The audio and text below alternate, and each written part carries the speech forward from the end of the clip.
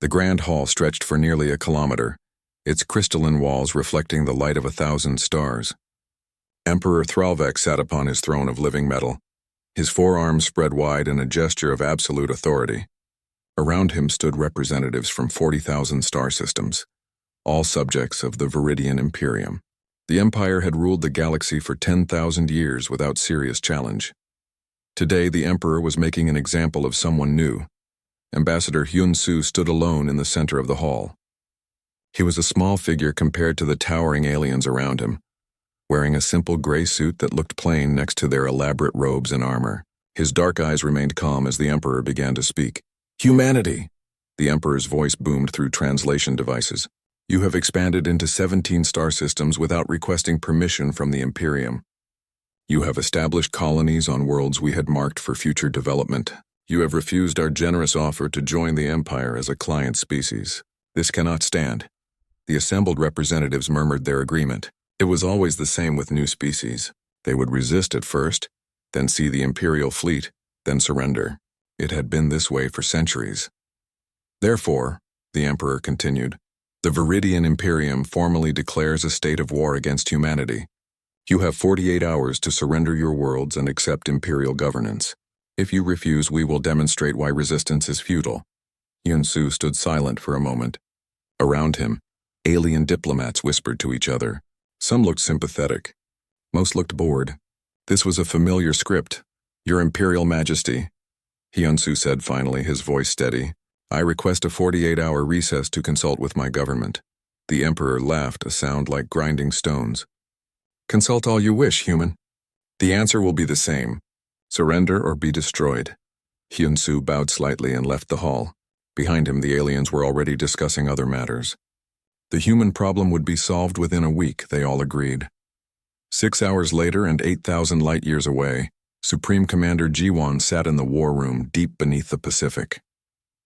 The room was stark and functional, filled with screens and tactical displays. Around the long table sat the most senior military officers in human space. Admiral Minho commanded the Space Navy, his gray hair and calm demeanor hiding a mind that had planned fleet actions across a dozen systems. General Soman led the Marine Corps, her sharp eyes constantly evaluating threats and solutions. Air Marshal Daeho controlled humanity's strike craft and bomber wings. Intelligence Director Yuna sat at the far end, her tablet displaying real-time data from 1,000 sources. "Show them," Ji-won said quietly. A holographic screen appeared above the table. Ambassador Hyun-Soo's face filled it as he played back the Emperor's declaration of war. The officers listened in silence as the pompous words echoed through the war room. When it finished, nobody spoke for several seconds. Then Admiral Minho made a small sound. It started as a chuckle low in his throat. Within moments, his shoulders were shaking with laughter. General Soman tried to maintain her composure, but her lips twitched. Then she too began to laugh, covering her mouth with her hand. Air Marshal Daeho leaned back in his chair and let out a long, genuine laugh that filled the room. Even Intelligence Director Yuna, normally composed, smiled and shook her head. Supreme Commander Ji-won allowed herself a grin. "I had the same reaction," she said. "They have no idea," Minho said, wiping his eyes. "Absolutely no idea what they just did." "Director Yuna," Ji-won said, still smiling. "Brief us on the Viridian Imperium's military history." Yuna tapped her tablet and new displays appeared. "The Viridian Imperium has existed for approximately 10,000 standard years. In that time, they have engaged in exactly 47 military conflicts. 39 of those ended with the target species surrendering after the first show of force. 6 ended after a single battle. 2 required extended campaigns lasting several months. Define extended campaign," General Soman said. 4 to 6 engagements over a 3-month period. The most casualties they ever sustained in a single conflict was 800 ships and approximately 2 million personnel. The room fell silent again. But this time, it was different. The officers exchanged glances. "They think that's a war," Admiral Minho said softly. "They have no concept of attrition," Air Marshal Daeho added. "No understanding of sustained conflict." "Show them our history," Ji-won ordered. Yuna pulled up new data. The screens filled with information that made the Viridian statistics look like training exercises. 2 world wars, the Resource Wars, the Mars Rebellion. The list went on and on. Human casualties weren't measured in millions, but in tens of millions, sometimes hundreds of millions. Wars that lasted not months, but years, sometimes decades. The Viridians fight to intimidate, Una explained. Their doctrine is based on technological superiority and shock tactics. They expect enemies to surrender when they see the size of the Imperial fleet. They have never fought an enemy that adapted, that learned, that refused to quit. They've never fought humans, General Soman said. Ji-Wan stood and walked to the window overlooking the ocean. Far above, ships were already moving into position. Humanity had been preparing for this possibility since they first encountered the Empire 3 years ago. They think war is about honor and glory, she said quietly. They think it's about having the biggest fleet and the most impressive weapons. They're about to learn what war really means. Admiral Minho pulled up fleet dispositions. Proxima Station is our most distant colony. They'll hit it first to make a statement. Let them, Ji-Wan said. We evacuate the civilians, leave a skeleton defense crew and let them have their victory. They'll feel confident. They'll think we're weak. And then, Air Marshal Deho asked, then we show them that humans don't quit after one loss. We show them that every battle they win will cost them. We show them that war isn't a show, it's a grind. And we're very, very good at grinding. Intelligence Director Una looked up from her tablet. The Imperial fleet is already mobilizing. 500 ships. They're sending them to Proxima. Only 500? General Soman raised an eyebrow. They really don't understand. Ji-Wan returned to the table. Admiral Minho, position the 5th Fleet in the asteroid belt near Proxima. Stay dark until they commit to an occupation formation. General Soman, I want Marines ready for boarding actions.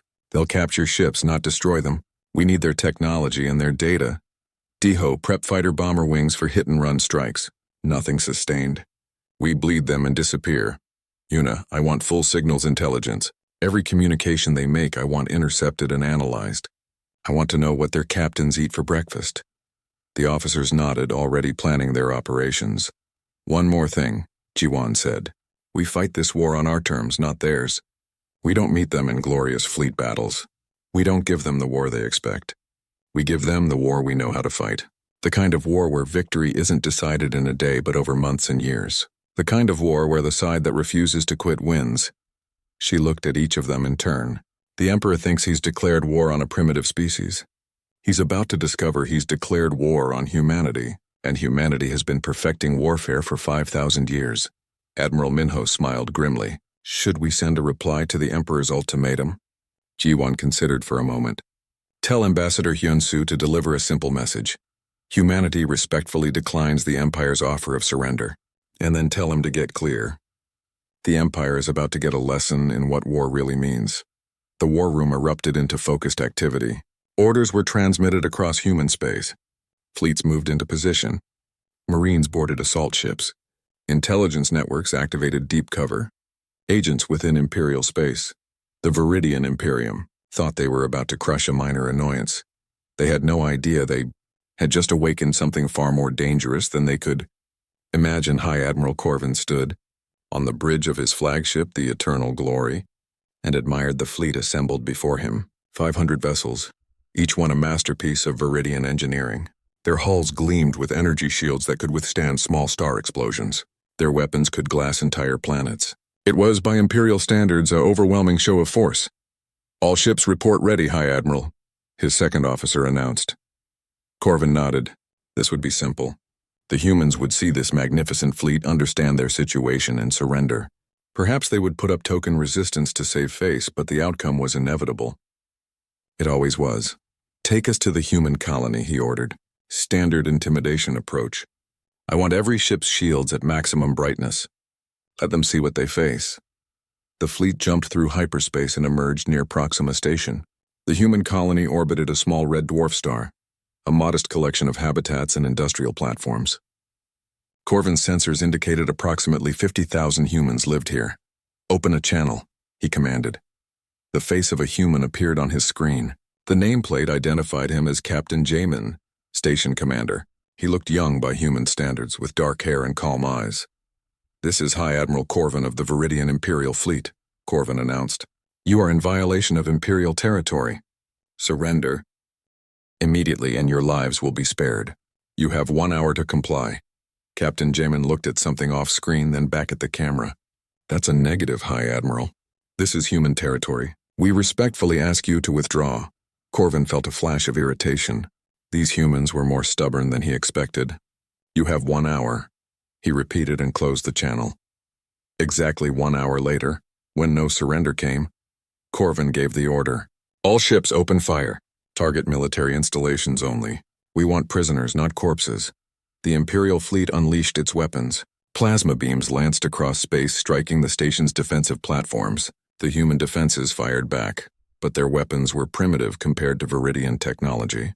One by one, the defensive satellites went dark. It took 3 hours, but eventually Proxima Station stopped fighting. Its lights flickered and died. Escape pods streamed away from the station, heading toward the inner planet. Cease fire, Corvin ordered. Form occupation pattern Delta. We'll secure the station and establish a garrison. His fleet spread out in a standard formation, with command ships in the center, heavy cruisers forming a defensive perimeter, and support vessels distributed evenly throughout. It was the same formation the Empire had used for 1,000 years. It had never failed. High Admiral, his sensor officer said, I'm detecting some unusual readings in the asteroid belt. Probably debris, Corvin said dismissively. This system is full of rocks. That was his first mistake. Admiral Minho watched from the bridge of the HSNS Dauntless, hidden deep within the asteroid field. His fleet had been waiting here for 6 hours, powered down to minimal levels hidden among the space rocks. The Viridian sensors were good, but they were designed to find active ships, not cold metal hiding among cold rocks. The enemy fleet is in occupation formation, his tactical officer reported. They're exactly where we predicted, Minho smiled. The Viridians were so predictable. Intelligence Director Yuna had provided detailed analysis of every Imperial battle for the past century. They always use the same formations, the same tactics, the same approaches. Signal all ships, Minho said. Execute Operation Wasp. Throughout the asteroid field, human ships came to life. They weren't impressive by Imperial standards. Smaller, less heavily armed, built for speed rather than majesty, but they were crewed by people who had studied warfare not as a tool of intimidation, but as a science. First wave, launch, Minho ordered. Commander Yunji led the fighter bomber wing. Her squadron consisted of 30 small craft, each carrying enough missiles to cripple a cruiser. They accelerated hard, using the asteroids as cover, approaching the Imperial fleet from an angle the Viridians didn't expect. On the Eternal Glory, alarm suddenly blared. High Admiral, enemy contacts! Multiple small craft emerging from the asteroid field. Corvin spun toward his tactical display. Impossible. We detected nothing. They were hiding, sir. They're moving fast, fighter craft. Incoming missiles! Corvin opened his mouth to give orders, but events were already moving faster than he could process. The human fighters didn't attack like any enemy he'd faced before. Instead of targeting his battleships, they went straight for his command vessels and support ships. Yunji's targeting computer locked onto the Eternal Glory's engine section. Fox 3, she said calmly and released her payload. 8 missiles streaked toward the flagship. The Viridian point defense systems activated, destroying 5 missiles. But 3 got through. They struck the engine compartment with precision, and the Eternal Glory shuddered. Power fluctuated across the ship. Engine room reports critical damage. Someone shouted, "We're losing thrust!" Before Corvin could respond, more alarms sounded. Larger contacts were emerging from the asteroid field now. Human destroyers and frigates, small but fast, were diving into the Imperial formation from multiple directions. Captain Taeyang commanded the destroyer group. He'd spent 5 years studying ancient naval warfare from Earth's oceans. The tactics that worked in water worked just as well in space when you understood the principles. All ships, weapons free, Taeyang ordered. Target their supply vessels. Nothing else. His destroyers tore through the Imperial formation, their railguns spitting tungsten slugs at relativistic speeds. They weren't trying to destroy the Viridian battleships. They were doing something the Empire had never experienced, cutting supply lines. 4 Viridian support ships exploded within minutes. These vessels carried ammunition, fuel, and spare parts. Without them, the fleet couldn't sustain extended operations. High Admiral, we're under attack from multiple vectors. Corvin's tactical officer was nearly shouting. The enemy is targeting our logistics chain. Return fire. All ships return fire. The Imperial battleships began shooting. their massive plasma cannons filling space with deadly energy. But the human ships were already gone, darting behind asteroids, using the debris from the destroyed station as cover, moving in ways the Viridians couldn't predict. This wasn't how warfare was supposed to work. The enemy was supposed to meet you in open space, match their fleet against yours, and the superior force would win. These humans were fighting like pirates, like guerrillas, like nothing the Empire had ever faced. Sir, the enemy is withdrawing. Corvin felt a surge of relief. Pursue them. Sir, our flagship can't maneuver effectively with damaged engines. Then send the battle group. Don't let them escape. Admiral Minho watched as 75 Viridian ships broke formation to chase his retreating forces. Perfect. Now, he said quietly. The second wave of human ships had been waiting in a different section of the asteroid field. They emerged behind the pursuing Viridian vessels and opened fire. Caught between two human forces, the Viridian pursuers found themselves in a kill box. The battle lasted for 6 hours total. When it ended, 89 Viridian ships were destroyed or crippled. The humans had lost 12 vessels. More importantly, they'd captured 3 damaged Imperial cruisers with their crews and computer systems intact. Corvin managed to extract his surviving fleet and jump away, leaving the captured ships behind. As the Eternal Glory limped toward Imperial space, he sat in his command chair, trying to understand what had happened. "Get me the Emperor," he said quietly. Back at Proxima Station, human salvage teams were already boarding the captured Viridian vessels. Marine Sergeant Borum led the team onto one of the cruisers, her weapon ready, but the crew had already surrendered. "Secure the computer core," she ordered. "Intelligence wants everything." Around the damaged station, human ships took up defensive positions. The Viridians would be back, everyone knew that. But now humans had Imperial technology to study, tactics to analyze, and prisoners to question. In the war room on Earth, the senior officers watched the battle recordings with satisfaction. They fought exactly as predicted, General Soman said. Rigid formations, predictable tactics, no adaptation. "The question is whether they'll learn," Air Marshal Deho said. Intelligence Director Yuna pulled up intercepts of Viridian communications. "The Emperor is furious. He's calling it a minor setback caused by dishonorable tactics. He's ordering a full mobilization. 5,000 ships." The room fell silent. 5,000, Admiral Minho repeated. "They're going to come at us with everything." Supreme Commander Jiwan studied the tactical display. 5,000 ships. That was a force that could glass every human colony in weeks if they fought a conventional war. "Good," she said finally, surprising everyone. "Let them commit everything. The more ships they send, the more ships we can study. The longer this war goes on, the better we get at fighting them. And if there's one thing humans know how to do, it's fight long wars." She looked at her officers. "We just won the first battle. Now comes the hard part. We have to win 1,000 more. And each one will teach us something new. The Empire thinks they'll crush us with overwhelming force. They don't understand that force alone never wins wars. Doctrine, training, adaptability, and the will to endure. Those win wars. How long do we have?" General Soman asked. "Intelligence estimates 3 months before their main fleet is ready," Yuna said. Jiwan nodded. "Then we have 3 months to fortify every colony, position every fleet, and prepare for the longest campaign any of us have ever fought. The Empire has declared war on humanity. Now we show them what that really means."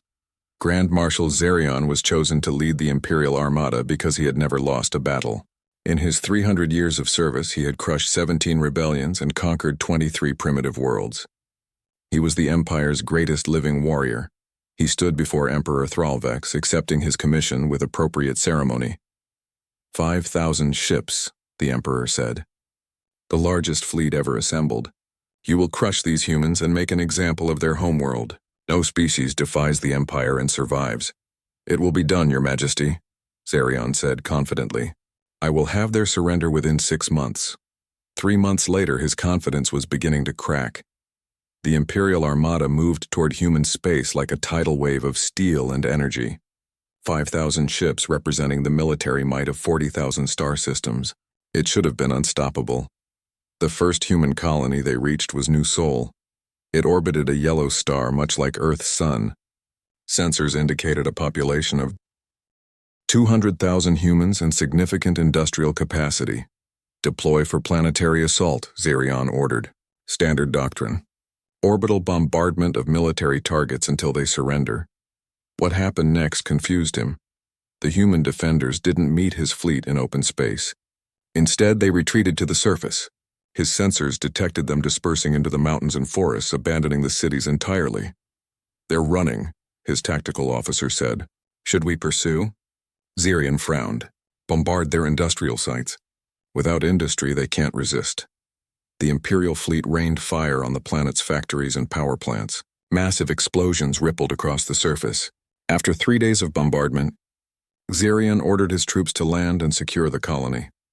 Major Hana watched from her command post deep in the mountains as Imperial landing craft descended toward New Seoul's capital. She commanded 3,000 Marines, all of them trained in warfare the Empire couldn't imagine. "Wait until they're committed," she said into her communicator. "Let them think they've won." The Viridian soldiers secured the abandoned city without resistance. Their commanders reported success. The colony was theirs. That's when the attacks began. Human forces emerged from the forests and mountains, striking supply convoys, ambushing patrols, disappearing before the Empire could respond. They didn't fight pitched battles. They fought like ghosts, hitting hard and vanishing into terrain they knew intimately. A Viridian supply depot exploded. An Imperial commander was killed by a sniper he never saw. A landing field was sabotaged, destroying 6 craft before they could launch. The Empire controlled the cities, but the humans controlled everything else. After 2 weeks, Zerion was forced to commit 300 ships just to hold one colony. And the attacks never stopped. "This isn't warfare," one of his officers complained. "This is banditry, but it was warfare. Just not the kind the Empire understood." Lieutenant Seojin led a team of 20 Marines on a raid against an Imperial communications post. They approached at night, using thermal camouflage the Empire's sensors couldn't detect. They planted charges, destroyed the facility, and were gone before reinforcements arrived. "Another one down," Seojin reported to Major Hana. "That's their 5th comm hub this week." The pattern repeated at colony after colony.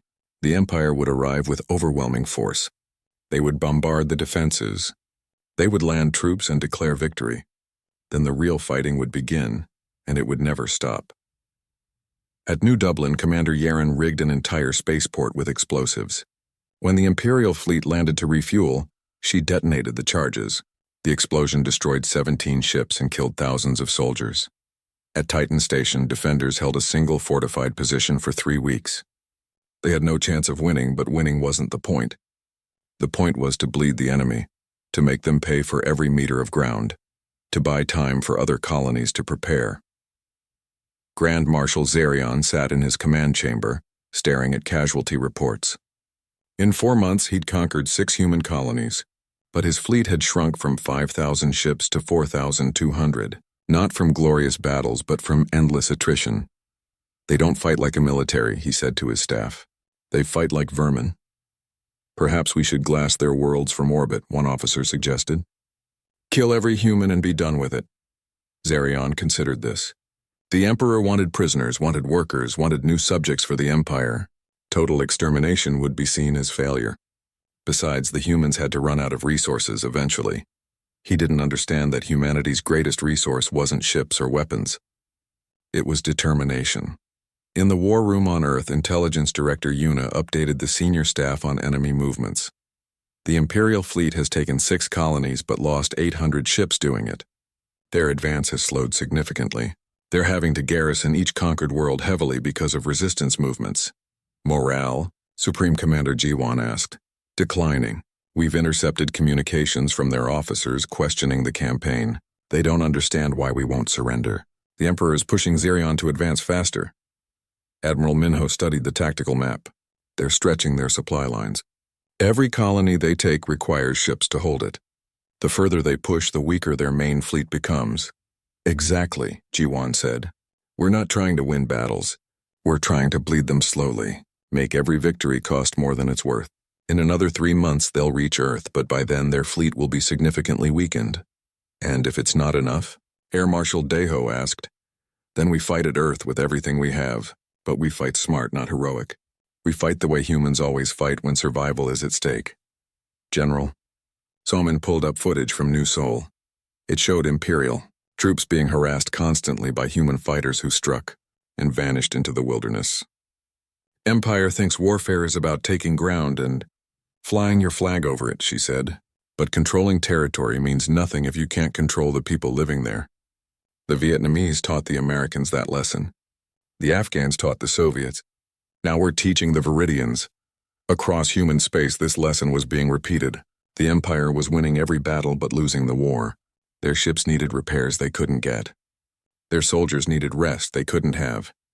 Their supply chain was under constant attack. Meanwhile, Earth's industrial base was working at maximum capacity. New ships rolled out of orbital shipyards every week. Weapons production had tripled. Humanity was doing what it had always done best, outproducing its enemies. We've reverse-engineered their shield technology, Marshal Deho reported. It's actually simpler than what we use. More energy-intensive, but less sophisticated. Their weapons? Jiwon asked. Same story. Impressive power output, but the targeting systems are basic. They rely on overwhelming firepower rather than precision. Intelligence Director Yuna pulled up a comprehensive analysis. After months of study, we've concluded that Viridian technology is approximately 200 years more advanced than ours in raw power, but centuries behind in application and doctrine. They've had the same technology for so long they've stopped innovating. They're stagnant, Admiral Minho said. Exactly. While we've spent centuries refining warfare to an art form, they've spent centuries just intimidating primitives. They've never needed to adapt. Supreme Commander Jiwon felt a grim satisfaction. The Empire was massive, ancient, and powerful. But power without wisdom was just noise. The Viridians had the strength to crush humanity in a single blow if they knew how to use it. But they didn't. And by the time they learned, it would be too late. Continue the strategy, she ordered. Every colony fights. Every retreat is strategic. Every loss teaches us something. When they reach Earth, we'll have learned everything we need to know about fighting them. 6 months into the campaign, Grand Marshal Zerion's fleet finally approached Earth. He'd conquered 12 human colonies, but his fleet was down to 2,800 ships. Almost half his original force was gone, destroyed or committed to garrison duty. He looked at the blue-green world on his screens. The human homeworld. 9 billion people, the heart of their civilization. They'll surrender now, he told his officers. No species can watch their homeworld threatened and maintain resistance. He prepared his final ultimatum. Certain this time would be different. He was about to discover just how wrong he was. On Earth, Supreme Commander Jiwon stood at the observation window, watching the Imperial fleet take position in space. Behind her, every military officer on the planet waited for orders. They think we'll surrender to save Earth, she said quietly. They still don't understand. She turned to face her staff. Humanity doesn't surrender. Not when we're winning. Not when we're losing, not ever. We fight until we win or until there's nothing left to fight with. The Empire is about to learn this lesson the hard way. Admiral Minho activated the defense network. Around Earth, thousands of weapons platforms came online. Hidden fleet elements uncloaked. Mines activated. The entire orbital space became a fortress. Let them come, Jiwon said. Let them see what defending your home really means. Grand Marshal Zerion sent his ultimatum at dawn. It was his standard message, refined over centuries of conquest. Surrender or be destroyed. Simple, effective, final. Supreme Commander Jiwon received it in the war room and didn't bother reading the whole thing. She'd heard it all before. Instead, she opened a channel directly to Zerion's flagship. Grand Marshal, she said, her voice calm, humanity has heard your ultimatum. Our answer is no. If you want Earth, come and take it. Then she closed the channel. On his bridge, Zerion felt something he rarely experienced. Genuine anger. These humans were beyond arrogant. They were suicidal. All ships, he ordered. Attack formation, Beta. We will crush their defenses in one overwhelming strike. The Imperial fleet began its advance. 2,800 ships, their shields glowing, their weapons charged. Even reduced from its original strength, it was still the largest military force humanity had ever faced. What Zerion didn't know was that he was flying into the most sophisticated defensive network ever. Created, Admiral Minho watched from the HSNS Dauntless, positioned behind Luna. 9 months of warfare had taught humanity everything about Viridian tactics. Every battle had been a classroom, every defeat a lesson. Now it was time for the final exam. Defense platforms Alpha through Delta, activate, he ordered. Around Earth, hundreds of weapons platforms came online.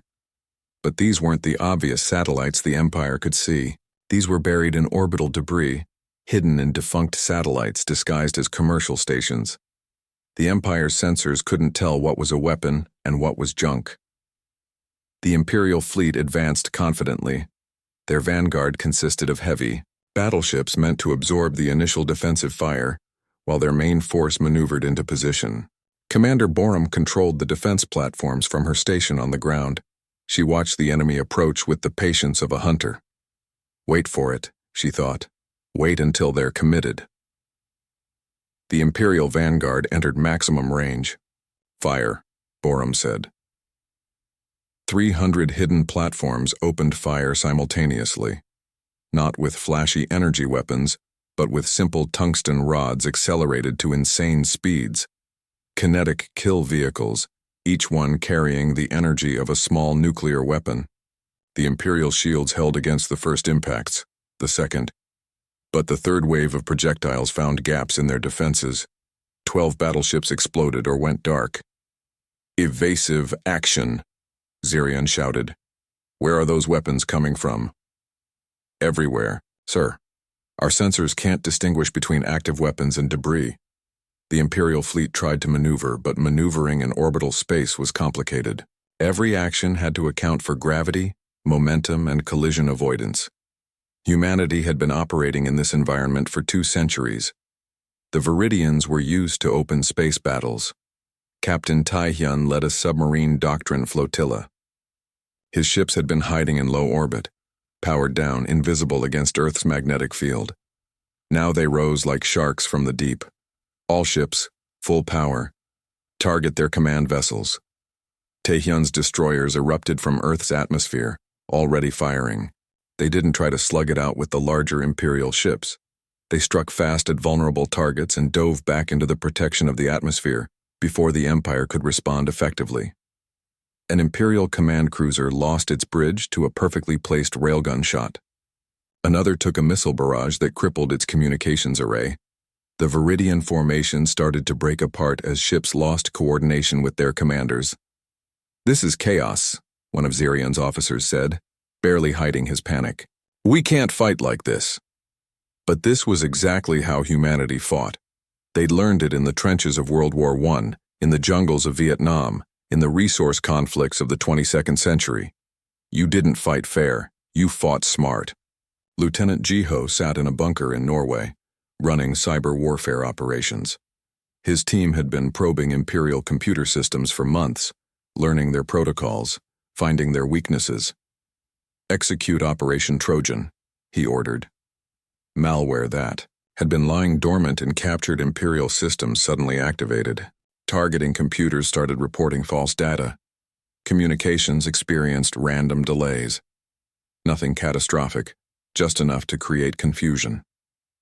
A Viridian battleship fired on what it thought was a human destroyer. It was actually another Imperial vessel. The misidentification caused a chain reaction of friendly fire incidents across the fleet. Cease fire, cease fire, Zarion was shouting now. All ships, verify targets before shooting. But the confusion continued. The humans had turned the Empire's own technology against them. The battle raged for 3 days. Not a single dramatic engagement, but 72 hours of constant grinding combat.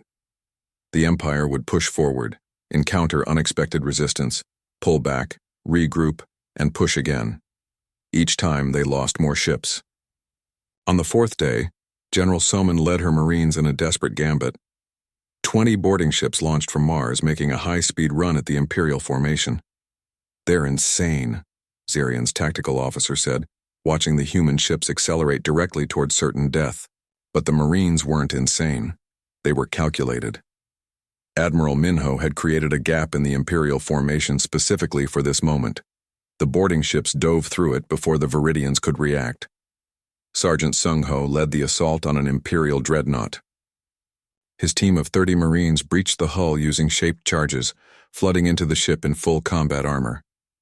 The Viridian crew fought back, but they'd never trained for boarding actions. Why would they? No one boarded Imperial vessels. The Marines moved through the ship with brutal efficiency, clearing compartments, securing key systems. Bridge secured, Sung-Ho reported. Engineering secured. This ship is ours. 3 more Imperial vessels were captured the same way. But the real prize was the Dreadnought. Its computer core contained fleet codes, tactical databases, and communication protocols.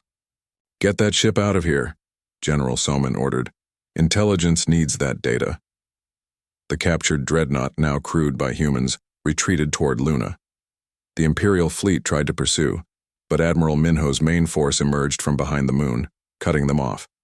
The Battle of Earth was reaching its climax. The Imperial fleet had been reduced to 1,200 ships. They'd lost more than half their force. Their formations were shattered, their communications compromised, their morale broken. Grand Marshal Zarian sat in his command chair, staring at his tactical display with incomprehension.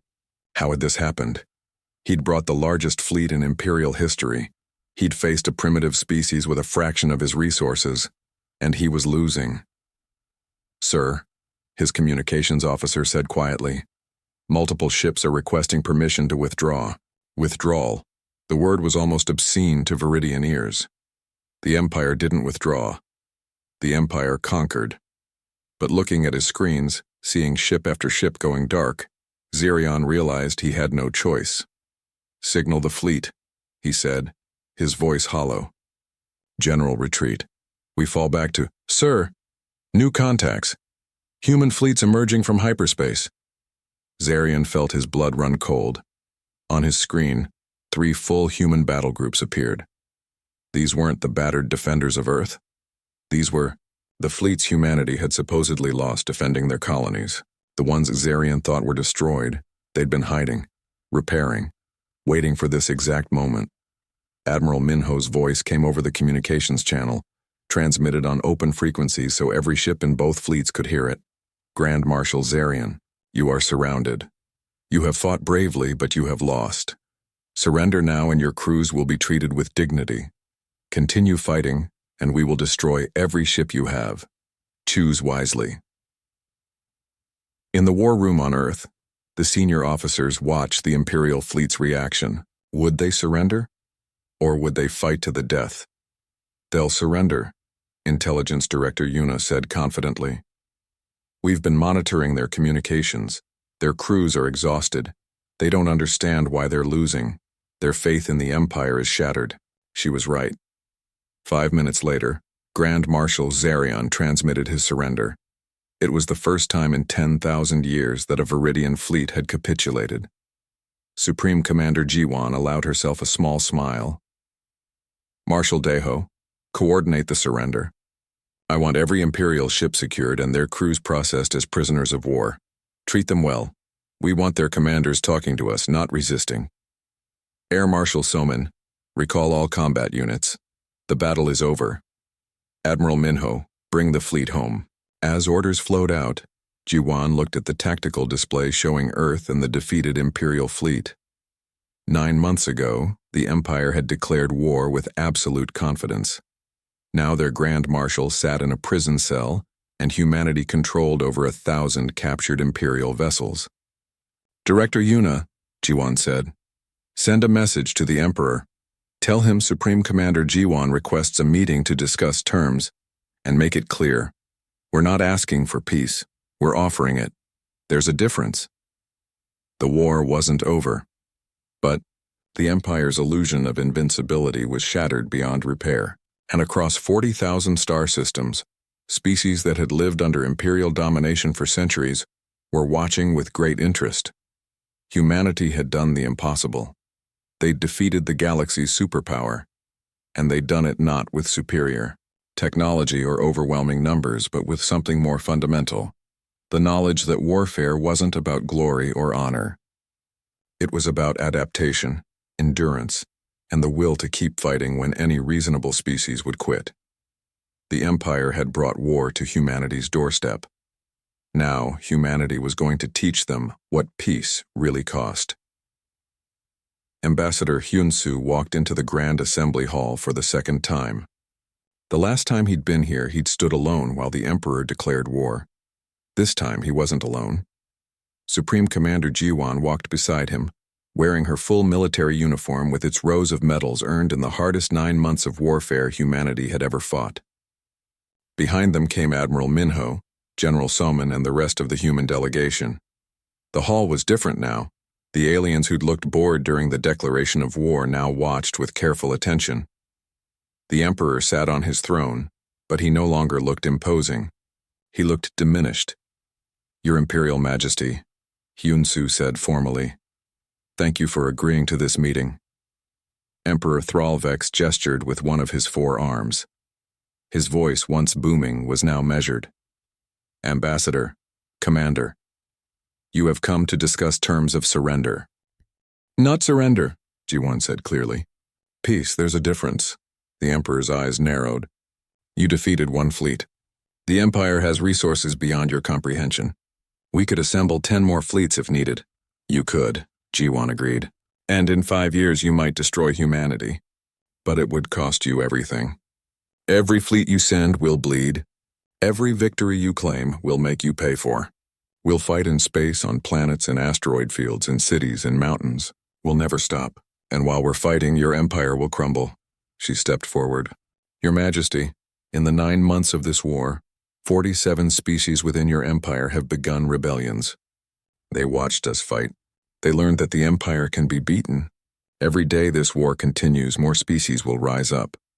Your choice isn't between victory and defeat. It's between peace with humanity or the collapse of your entire empire." The Emperor sat silent. He knew she was right. Intelligence reports had been flooding in for months. Species that had been subjects for centuries were suddenly demanding autonomy. Some were organizing militaries. Others were forming alliances. The Empire's foundation was cracking. "What are your terms?" he asked finally. Jiwan pulled out a data tablet. "First, the Empire formally recognizes human sovereignty over our current territory and any future expansion we choose to make. Second, you will dismantle the Office of Subjugation. No more forced conquests. Species join the Empire voluntarily or not at all." "That would mean the end of Imperial expansion," one of the Emperor's advisors protested. "Yes," Jiwan said simply, "it would." "Third, you will open trade relations with humanity on equal terms. Fourth, you will allow any species currently within the Empire to petition for independence. If they choose to leave, you let them go peacefully." "You're asking us to dismantle everything the Empire has built," the Emperor said. "No," Admiral Minho spoke up. "We're asking you to transform it. The Viridian Imperium can remain powerful and influential, but it needs to be based on mutual cooperation, not domination. You tried domination with us. It didn't work well for you." The Emperor looked at his gathered advisors. They all knew the truth.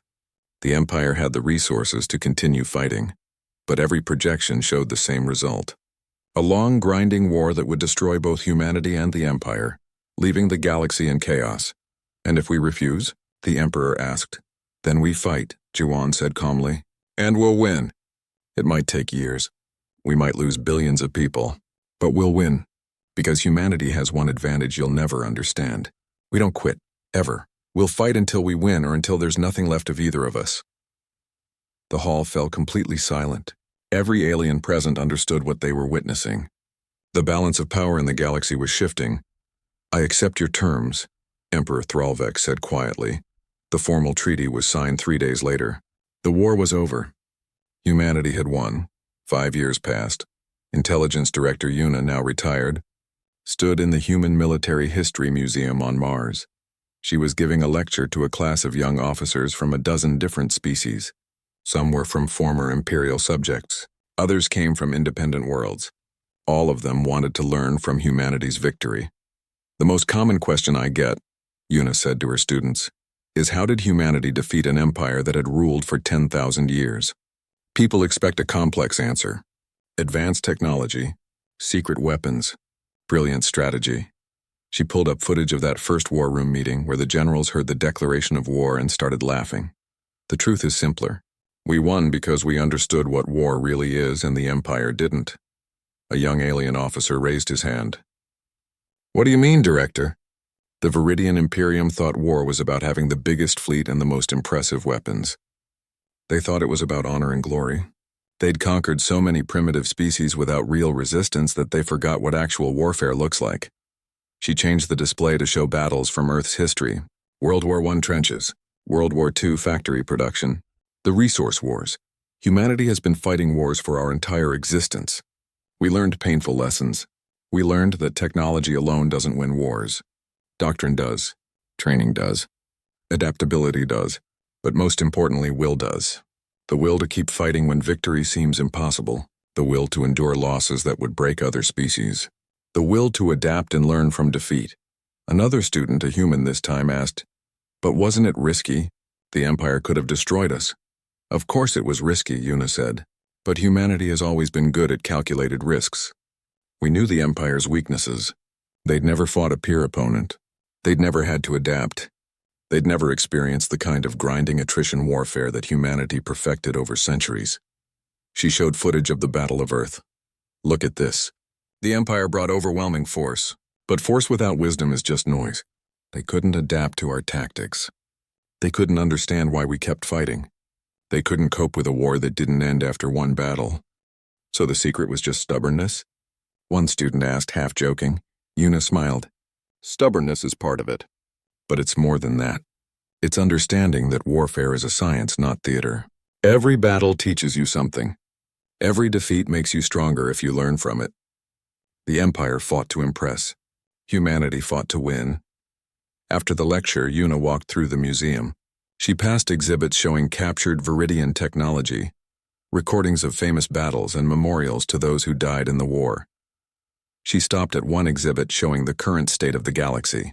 The Viridian Imperium still existed, but it was fundamentally changed. Species were leaving peacefully, forming their own governments. Those that remained did so by choice, and the Empire was slowly transforming from a dictatorship into something more like a federation. Humanity had become a major power, not through conquest but through demonstration. 46 species had requested military training from human academies. Trade agreements stretched across hundreds of systems. Former Imperial subjects looked to Earth as proof that the old order could be challenged. Impressive, isn't it?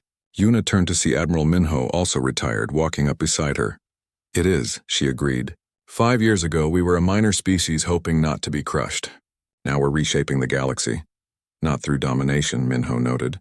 That's what makes it different." They stood together, looking at the display showing humanity's expanding influence.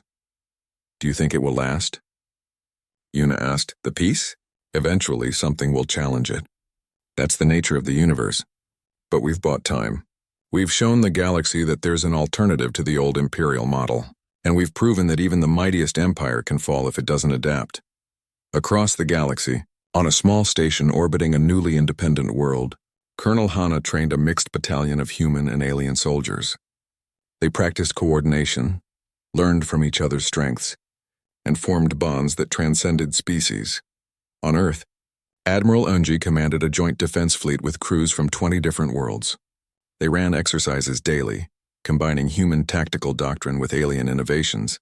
In the old imperial capital, now seat of a reformed government, Ambassador Hyun-soo met weekly with the Council of Species, helping build a new framework for galactic cooperation. The galaxy wasn't united under one banner, but it was connected in ways it had never been before. Trade flourished. Technology was shared. Species that had been enemies were becoming partners. And at the heart of it all was humanity's reputation. The species that had been declared extinct by the Empire. The species that laughed at war declarations. The species that proved that size and age didn't determine strength.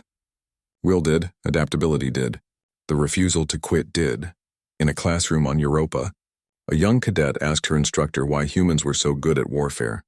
The instructor, a veteran of the Battle of Earth, thought carefully before answering. "Because we've had to be," she said. "We evolved on a planet that tried to kill us constantly. We fought each other for resources, territory, and survival. We nearly destroyed ourselves multiple times. Every generation of humans has known war in some form. It's burned into our culture, our history, our DNA." "But that sounds terrible," the cadet said. "It is terrible," the instructor agreed. "War is always terrible. But humanity learned to channel that experience into something useful. We studied warfare like scientists. We adapted like engineers. We endured like no other species could. She pulled up the famous footage one more time. The generals hearing the declaration of war. The laughter that followed. They weren't laughing because they thought the war would be easy. They were laughing because the Empire had no idea what it was getting into. The Viridians declared war on a species that had been preparing for exactly that scenario for 5,000 years. They brought a show of force to a test of will. And will is something humanity has in abundance. The recording played. The generals laughed. And the cadet understood. Humanity hadn't won because they were the strongest or the most advanced. They'd won because they understood a simple truth that the Empire had forgotten.